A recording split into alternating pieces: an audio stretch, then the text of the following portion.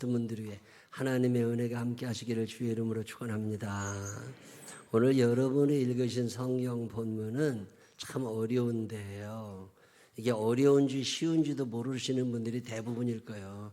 근데 성경을 한번 정확하게 이해하고 싶었던 그런 생각이 있으셨던 분들은 이 본문을 참 어렵게 대합니다. 목사님들 중에서도 이 본문을 가지고 설교하신 목사님들은 거의 없어요. 신학자들 사이에서도 아직도 싸우고 있는 내용입니다. 그 이야기는 왜 그런 거냐면 세례 요한 때문에 그래요. 세례 요한이라는 사람을 우리가 잘 알고 있습니다.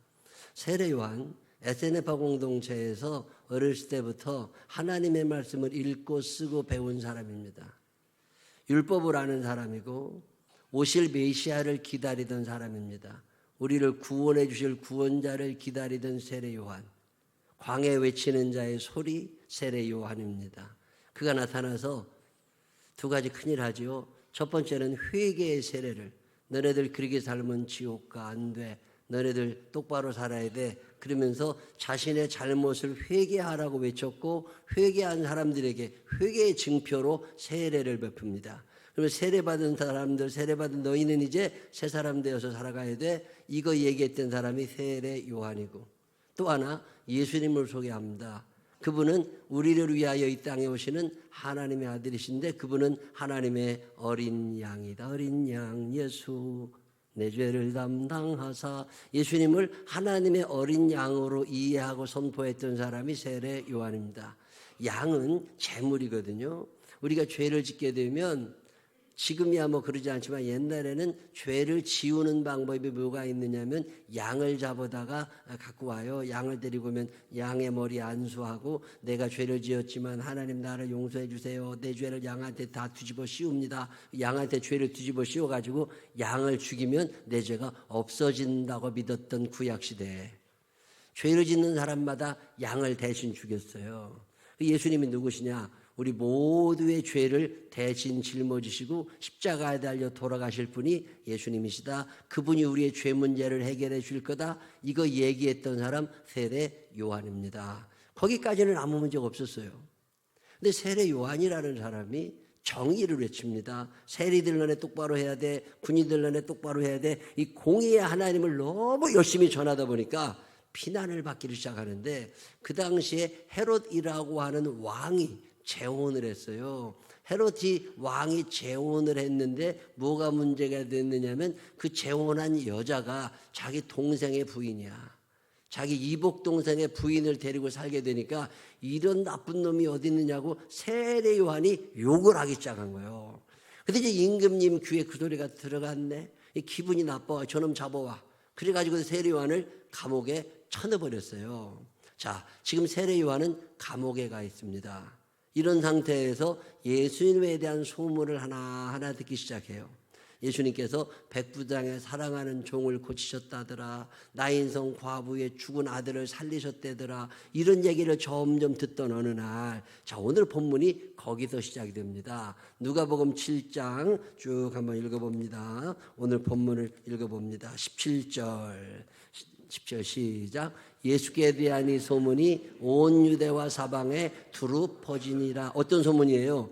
백부장의 사랑하는 종을 고치셨대. 지난주에 배운 나인성 과부의 아들을 살리셨대. 예수라는 분이 오셔가지고 이런 얘기가 쭉 소문이 도는데, 자 18절에 예수의 제자들이 이 모든 일을 그에게 알리니.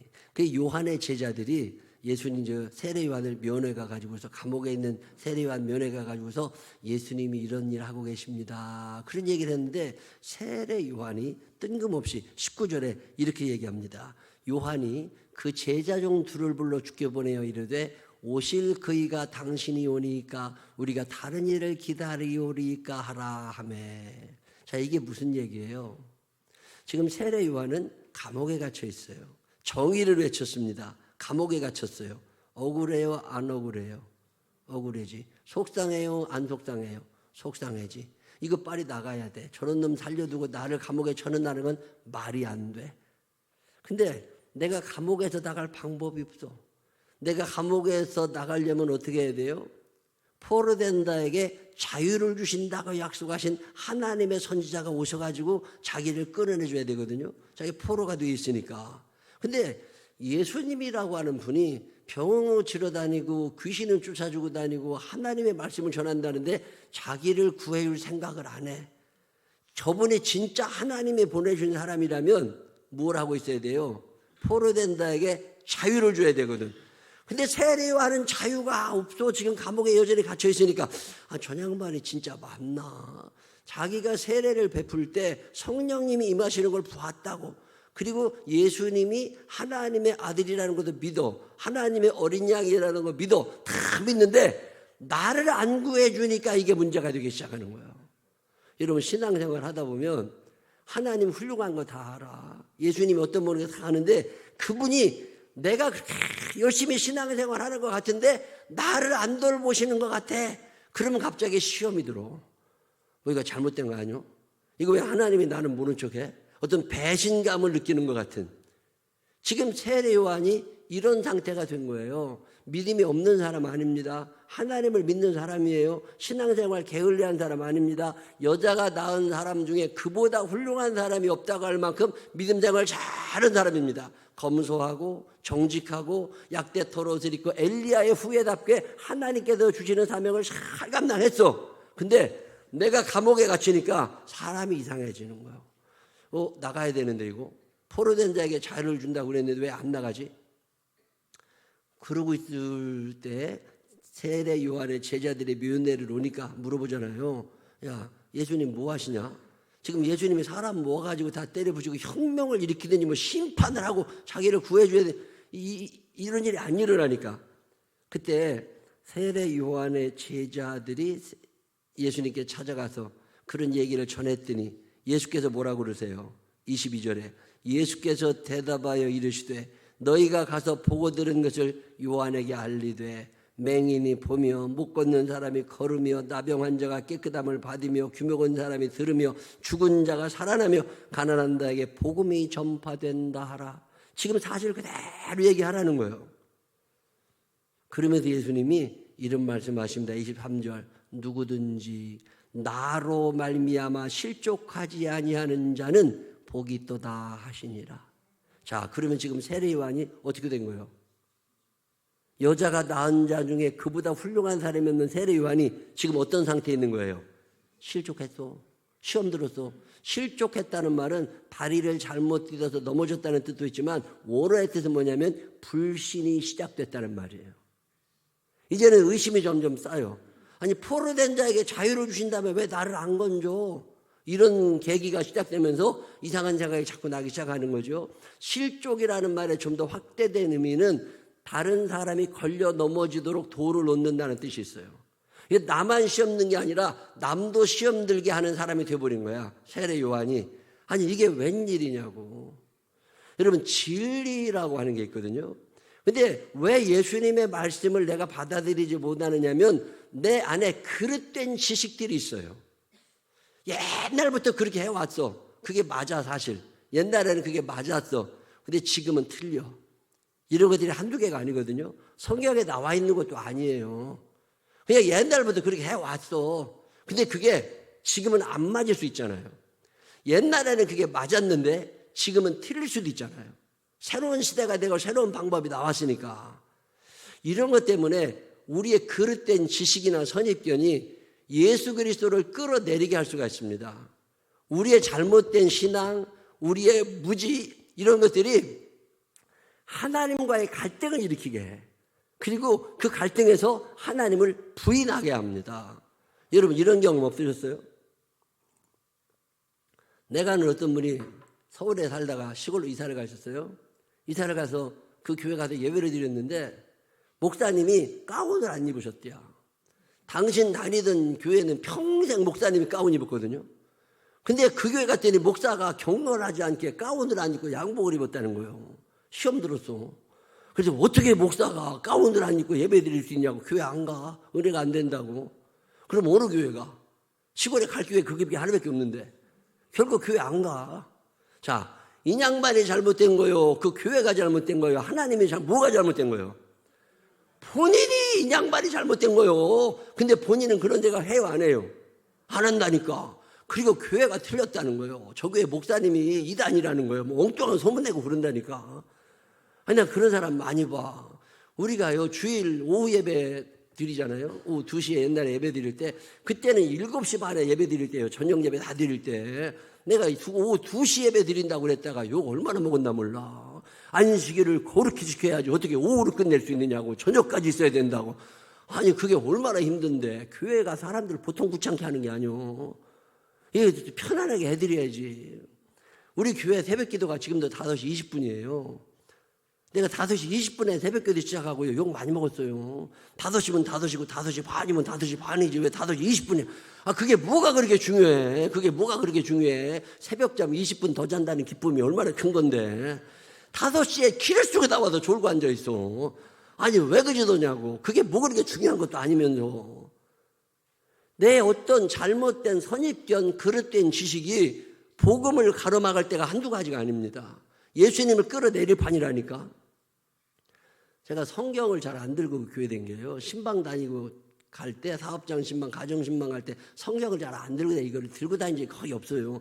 배도 아니요. 눈이 나빠져가지고서 이게 뭔지 보지도 않고 돋보기 가져가려니까 힘들고 그래서 아예 안 갖고 가요. 핸드폰 얼마나 좋아. 핸드폰에 다 성경 다 있다고. 저는 1년에 이 성경 한 번도 안 읽습니다. 저는 컴퓨터로 성경 읽거든요. 글자도 커다랗고 얼마나 좋아. 다 이해가 된다고. 근데 번역본도 여러 가지 있어가지고 다 비교하면서 읽을 수 있고 참 좋다고.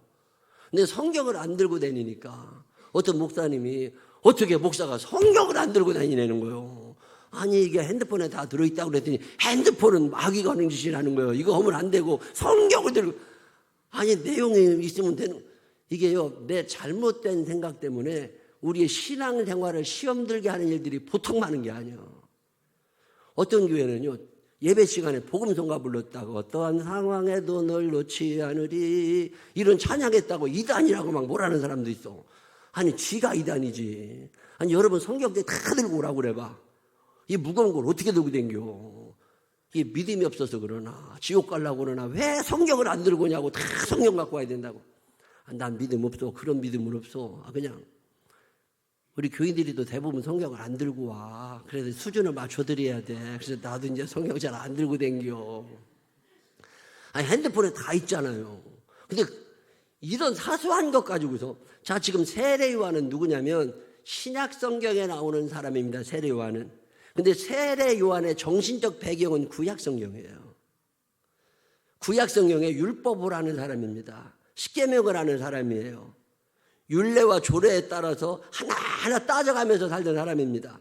그래서 다른 사람이 잘못하면 지적하고 정죄하던 사람입니다. 비난하고 독사의 자식들아 욕을 하던 사람이에요. 근데 예수님이 이 땅에 오셔가지고 사랑을 얘기하십니다. 용서를 얘기하십니다. 화해를 이야기하십니다. 섬김을 이야기하시고 배려를 이야기하세요. 이게 이해가 안 되는 거예요. 자, 예수님이 무슨 말씀을 하시느냐면 누가복음 7장 28절에 내가 너희에게 말하노니 여자가 낳은 자 중에 요한보다 큰 자가 없어. 큰 자가 사람 맞아. 그러나 하나님의 나라에서는 극히 작은 자라도 그보다 크니라 하시니. 자, 이 본문을 해석할 때 그래서 세례 요한은 지옥 갔구나, 천국 못 갔네 이렇게 얘기하는 사람들이 있는데 절대 그렇지 않습니다. 이건 천국과 지옥의 문제를 얘기하는 게 아니에요. 자, 모세라고 하는 사람이 있어요. 구약 성경에. 모세라고 하는 사람은 하나님의 사람입니다. 이 사람 하나님의 말씀을 받고 율법을 가르치고 40년을 광야에서 이스라엘 백성을 인도한 지도자예요. 자, 이 사람이 천국을 갔을까요? 못 갔을까요? 이 사람이 천국 갑니다. 그래서 예수님이 변화산에서 모습이 변화되실 때 모세와 엘리야가 나타나면서 그 영광스러운 장면을 연출할 때 모세가 나옵니다. 모세는 율법의 대명사 같은 사람이에요. 천국은 갔어요. 자, 근데 모세가 가나안 땅에 들어가요? 못 들어가요? 모세 평생 소원은 가나안 땅에 가보는 거예요. 근데 율법을 강조하면서 살았던 모세는 가나안에는 못 들어갑니다. 천국인 같지만 현실적으로 가나안에는 못 들어갔어. 자, 그러면 가나안에 들어간 여호수아가 볼 때, 가나안에 들어간 많은 이스라엘 사람들이 볼 때 모세가 부러울까요? 안 부러울까요? 안 부럽지. 모세가 열심히 한 건 맞아. 근데 가나안 땅에 이르지는 못한 거예요. 왜? 율법의 사람입니다. 율법의 사람은 이 땅에 사는 동안에 힘들어. 법을 따지는 사람들이 힘들어. 근데 예수님은 은혜를 말씀하십니다. 우리가 구원을 받는다고 하는 게 내 행위가 올바라서 구원받는 게 아니잖아요. 우리가 믿음으로 말미암아 그 은혜로 말미암아 구원을 받는 거거든요. 지금 세례 요한은 신약시대의 사람이 아니라 살기는 신약시대에 살았지만 정신적인 생각은 구약의 사람입니다. 자, 이 생각을 가지고서는 이 땅에서 행복할까요? 여러분, 세례 요한의 삶 가운데 행복이 있었을까요? 세례 요한의 삶 가운데 기쁨이 충만했을까요? 세례 요한의 이야기 중에 감사가 나오나요? 자, 예수님을 믿는다는 건 뭐예요? 하나님의 나라는 의와 평강과 희락이 있어. 항상 기뻐하라, 쉬지 말고 기도하라, 범사에 감사하라. 이는 그리스도 예수 안에서 너희를 일하신 하나님의 뜻이니라. 자, 그럼 세례 요한의 삶 가운데 기쁨이 있어야지, 감사가 있어야지, 평강이 있어야지, 사랑이 있어야지. 자, 세례 요한의 삶 가운데 이런 게 있어요, 없어요? 없어요. 나는 하나도 안 부러워. 자, 우리는 지금 예수를 믿습니다. 죄 용서함 받았다고 하는 확신을 가지고 살아요. 내가 오늘 죽어도 천국 간다는 믿음을 가지고 삽니다. 자, 이 믿음을 가진 이들이 세례 요한을 부러워할 일은 없어. 왜? 세례 요한처럼 아슬아슬 조마조마 긴장하며 살고 싶지 않아. 아, 하나님이 내 죄를 용서하셨구나. 근데 이 땅에 사는 동안에 기쁨을 누릴 수 있죠. 용서의 확신을 가지고 인도하시는 하나님을 믿으면서 평강을 누리며 살아갈 수도 있죠. 자, 그러면 하나님의 나라가 내 안에 있는 거예요? 세례 요한 안에 있는 거예요? 내 안에 있는 거죠. 그러면 내가 세례 요한을 부러워할 일이 아무것도 없지. 하나님의 나라에서는 나같이 시원찮은 믿음을 가진 사람이라 할지라도 세례 요한보다는 행복한 사람이라는 거예요. 오늘 예수님이 그런 얘기를 하시면서 이 율법 중심의 인생이 아니라 은혜 중심의 인생을 이야기하세요. 누가라고 하는 설교자가 누가복음 7장 이 부분을 통하여 우리에게 주시는 음성은 뭐냐면 너희 엉망으로 살아도 돼, 이런 얘기가 아닙니다. 그는 하나님의 말씀대로 살려고 애를 쓴 믿음의 사람 맞아. 존경해야 되고 그를 과소평가해서는 안 되는 엄청난 사람이거는 맞지만 그를 부러워할 필요는 없습니다. 왜요? 그 안에는 살아있는 동안 하나님의 나라를 경험하지 못하며 살았던 율법 중심의 신앙인들이라는 거예요. 구약적 사고를 가진 사람들이죠. 근데 오늘 우리는 주님 안에서 편안하고 기쁨을 누리고 소망을 가지며 살아간다고. 이 하나님의 나라에 이미 이르러 있는 사람들, 천국에 가지는 않았지만 이 땅에서 하나님 나라를 경험하고 살아가는, 평강을 누리며 살아가는 사람은 소망을 가지며 사랑하며 기도하며 열심히 감사하며 살아가는 사람들의 삶이 그 죄 가운데 살면서 그 작은 죄 때문에 신음하면서 늘 괴로워했던 그들의 삶보다 낫다는 얘기를. 자, 여러분은 율법으로 구원받는 거예요? 행함으로 구원받는 거예요? 아니면 믿음으로 구원받는 거예요? 하나님이 여러분을 사랑하고 계심을 믿으시기를 바랍니다. 기쁨을 주실 줄을 믿으시기를 바랍니다. 감사가 넘치는 삶이 이어지게 될 것을 믿으시기를 바랍니다. 이 믿음을 가지고 사는 이들에게는 의와 평강과 희락이 다스리는 하나님의 나라가 이 땅에서도 경험이 되는데, 이게 없는 사람들은 이 땅에서 사는 동안 너무 힘들어. 누가라고 하는 설교자가 이야기합니다. 너네들 세례 요한의 삶이 완벽한 것 같지만 그에게도 구멍이 나 있는 게 있다. 그에게는 하나님께서 주시는 영적인 평강, 기쁨, 감사, 이런 얘기, 배려와 섬김, 얼마 전에 말씀드렸던 제자의 삶이 그에게 드러나 있질 않아. 이게 율법 중심의 삶의 한계예요. 그러면서 너네들 그 삶을 벗어나서 이제는 의와 평강과 희락이 다스리는 하나님의 나라를 향하여 가야 되지 않겠느냐.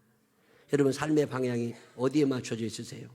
옳고 그름만을 따지고 선과 악만을 따지는 시대를 넘어가서, 그게 구약이라면 신약은 사랑과 평강과 기쁨과 감사를 강조합니다.